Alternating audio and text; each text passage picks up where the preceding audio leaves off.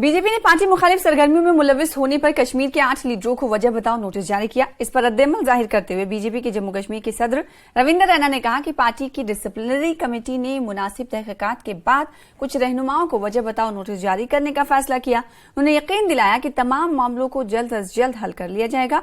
रविंदर रैना ने कहा कि कोई भी पार्टी से बालातर नहीं है और पार्टी का हर लीडर और कारकुन डिसिप्लिन और पार्टी कवानीन पर अमल करने का पाबंद है। जम्मू में अपोजिशन जमातों की होने वाली 3 अक्टूबर को मीटिंग पर भी तबसरा किया और तबसरा करते हुए रविंदर रैना ने अपोजिशन जमातों को डूबता हुआ जहाज करार दिया।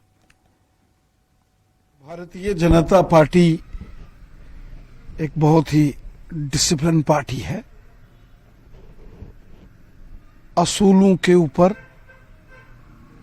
और अनुशासन, डिसिप्लिन, ये भारतीय जनता पार्टी के मजबूत असूल हैं।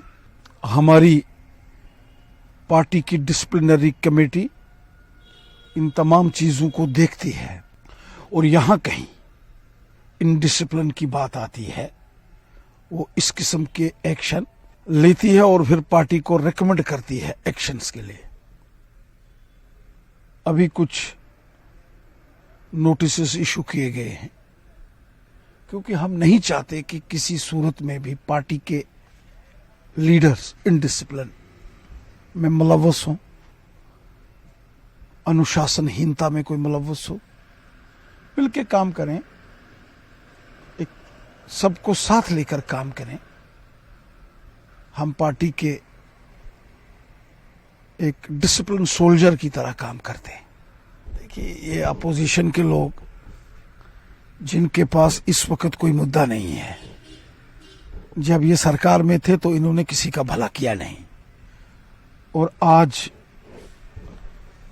जब जम्मू कश्मीर में डेवलपमेंट हो रहा है, अमन, खुशहाली और भाईचारा मजबूत होता है, तो इन्हें परेशानी होती है। इनकी सियासी जमीन खिसक चुकी है।